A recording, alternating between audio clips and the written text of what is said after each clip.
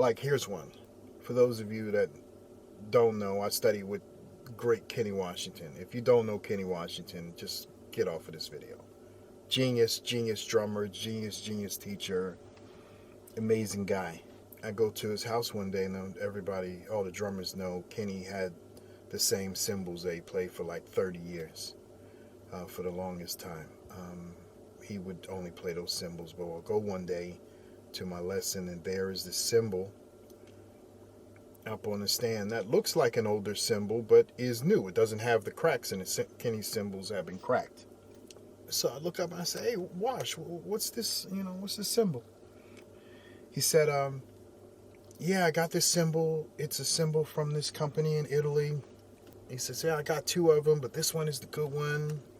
I paid so many $1,000s for it, and this and that." So I check out the cymbal. Cymbal sounds nice. But he continues and he says, but it's interesting. Now I've seen some other people, or he says something like, "Yeah, I saw, Johnny, and Johnny has a cymbal like this, but his might be a little bit better than mine." And I put together that the guy is now selling the cymbal, right? He did this with other drummers, but the other drummers have passed. He had made a TW cymbal, and now he was selling a KW cymbal. So me understanding that Wash, put his life into this cymbal, and this was his sound and his legacy and his, to use the legal term, his IP, his intellectual property. It made me upset. Wash wasn't upset.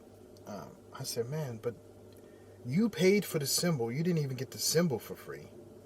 And now he's making money." I was like, "Do you have a deal with this guy?" No, I don't have no deal." So I left, and I called up Zildjian. And I talked to them. They were aware of Wash, but they just had never done a deal. I think they had talked about something, but I talked to them. And then I said, "Hey," I had a date scheduled to go to Zildjian. I had been going back and forth to Zildjian making some of my cymbals. But the next thing I know, we go to Zildjian. They make some cymbals for Kenny, and that's how we got the bounce ride out of my kind of not liking the way the deal had been done with Kenny Washington with this other Italian company.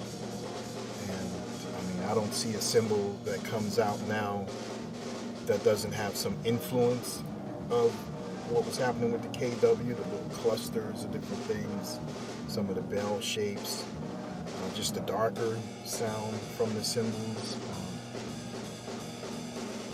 But there have been guys that were making cymbals, like Bill Stewart had a nice cymbal at that time, but the KW cymbal, owning the club now, I see the KW cymbal, 3 out of 5. I see one of those either on the left or right, or a third cymbal. And I was happy to be a part of that. But that's understanding that, what we do is special. What we do as musicians is incredible. And that's just one of the many stories I have of, like, stuff going on in the music business.